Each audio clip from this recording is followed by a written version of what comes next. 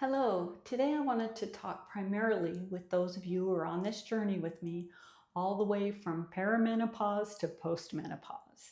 We have so many new firsts that I thought it would be helpful if we maybe talked about some of those. My most recent first was a DXA scan, and I'd like to share my personal experience with you in case you have one scheduled and you're wondering what it's all about. First of all, I want to remind you that while I am a health and wellness coach, I am not a healthcare professional. So what I'm sharing with you today is my personal experience and my layperson's understanding of the DXA scan. So first of all, what is a DXA scan? It's very similar to an X-ray, but instead of taking pictures of your bones, it's measuring the strength and the mineral content of your bones. And most women will get their first routine DXA scan at age 65. I understand for men it's closer to 70.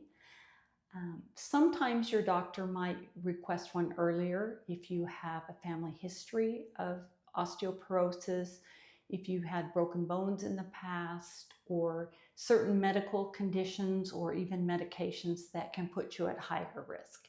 And that was the case with me. My doctor requested a DXA scan a couple of years earlier than normal because I had a recent history of low calcium and vitamin D, and my mother had osteoporosis, as well as I have thyroid disease, and all of those are contributing factors.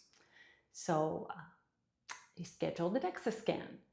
As far as preparation, there's really very little. My doctor suggested or requested that I not take my calcium supplement for 24 hours before the test. And a little side note here, calcium supplements in this case include any antacids that are high in calcium, so Tums or Rolaids, anything like that. Other than that, I was able to take my usual medications, my regular diet, food, drinks, right up until the time of the procedure. As far as my recommendations on what to wear when you have a DXA scan, I would suggest comfortable clothes with no metal zippers or buttons, and that way you'll most likely be able to do the test in your street clothes. You won't have to change into a hospital gown. When I arrived for my appointment, the first thing I did was fill out a medical questionnaire. So similar to what you do for other procedures, there were some different questions.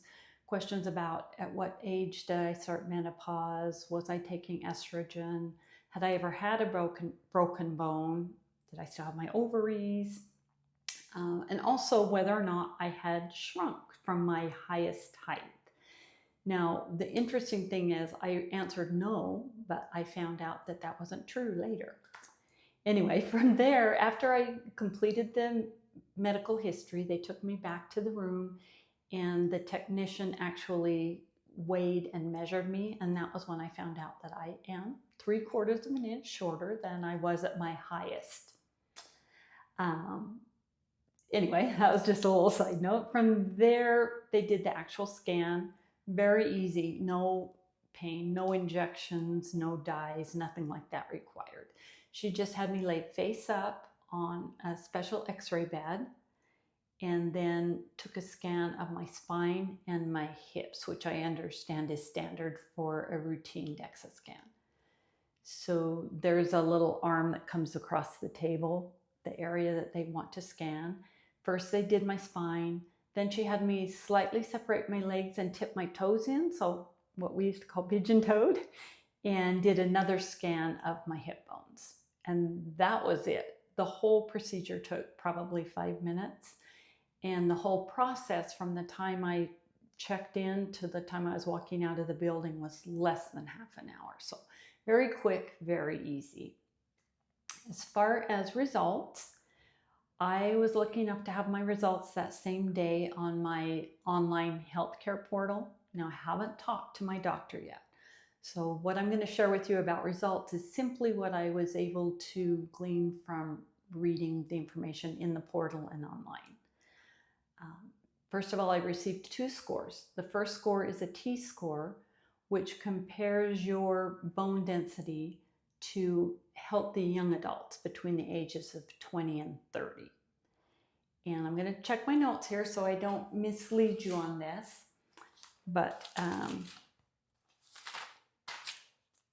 A T-score of -1 or higher is considered normal. Anything from -1 to -2.5 puts you at risk of osteoporosis. And anything lower than 2.5 means that you do actually have osteoporosis. The Z-score is comparing your bone density to people of the same age, gender, and ethnicity as you. And that a normal score is considered -2 or above. If you have a positive score on either of these, it means you have stronger bones than the average. Again, I'm just telling you what I read, so you would definitely want to talk to your own physician about your results and what that means for you. But that is my experience having a DXA scan, and I hope that was useful to you. If you listened all the way through, I assume it was interesting, and I would appreciate it very much if you would give the video a thumbs up. If you have any specific questions, I would be happy to answer those. Just leave them in the comments. Or if you know someone that is about to have a DXA scan who might find this interesting, then I'd appreciate it if you'd also share. In the meantime, good luck to you, and I'd love to hear of any experiences that you're having on this journey, and I wish you health and strong bones.